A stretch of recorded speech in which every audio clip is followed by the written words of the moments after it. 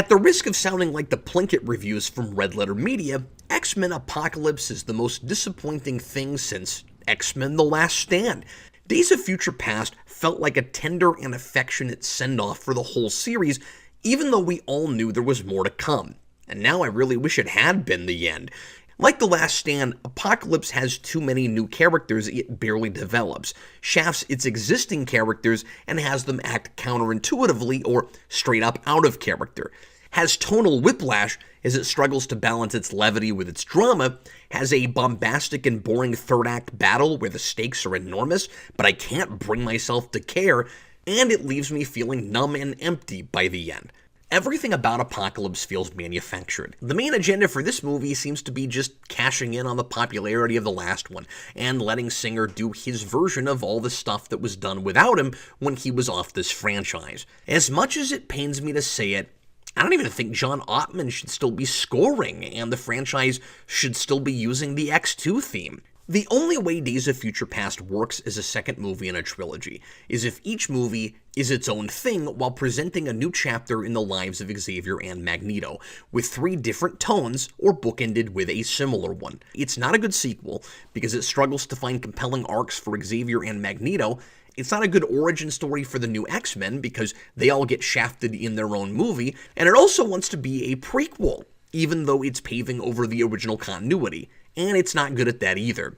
It's like Star Trek 2009. It's supposed to be fun to see characters like Jean and Scott meeting for the first time, but they're not the same characters, and they're not meeting the way they did the first time around. So what is really the novelty there?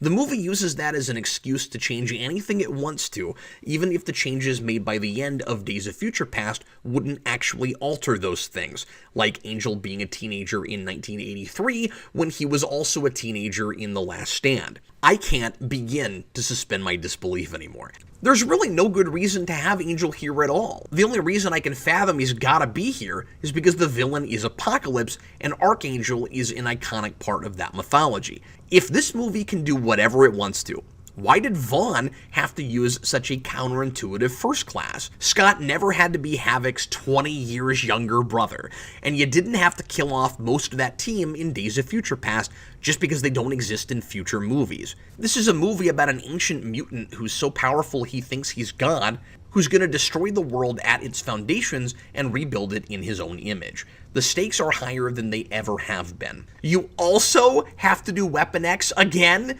and the Phoenix again?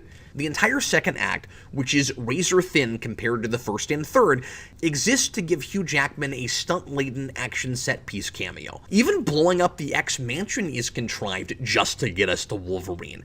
That explosion only happens to do 3 things. 1, get Stryker to the house and kidnap some X-Men so we can get Wolverine in here somewhere. 2, get rid of Havoc, I guess because he's expendable now that Singer's got Cyclops again. And 3, contrive a reason to do that slow-motion Quicksilver sequence from Days of Future Past again. There is some impressive stuff in that sequence technically, but I just think it's too overdone.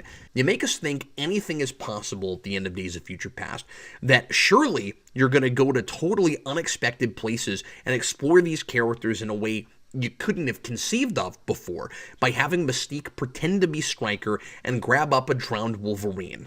And then 10 years later, he's just in exactly the same place he was in the original timeline, except now he has that iconic Weapon X look from Barry Windsor Smith's comics.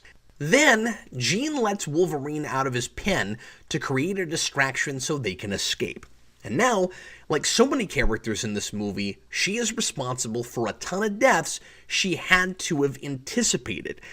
It doesn't handle the religious implications of Apocalypse in anything like a mature or thoughtful way. When Moira says maybe the Bible got the idea of the 4 horsemen from Apocalypse, that has the potential to change absolutely everything about how people see the ideas of God and faith. What if mutants are the basis for religious mythology? It's oozing with the potential for a lot of good social commentary about humanity's relationship with people in power, how we tend to follow them out of fear or adulation or opportunism, regardless of how they use that power. And it's just not here. We've got yet another power-hungry despot who believes might makes right and is all about survival of the fittest. He doesn't have the presence and gravitas of the comic and 90s cartoon version, and like Thanos, I miss the version who smiles and laughs and really enjoys what he's doing. I saw this movie twice before I finally realized Apocalypse wasn't using any kind of mind control on his four horsemen. He just claims he wants to set them free instead of using them, and they each either believe him or just go along with it because they know they can't fight him. This movie is way too long for me to be wondering why characters are doing what they're doing as often as I am. Eric's arc is about embracing his Magneto side again because his family is taken from him, helping Apocalypse because he's lost everything, and he uses this as an opportunity to lash out at the whole world. And then, realizing Charles and Raven are his real family, he embraces his humanity again.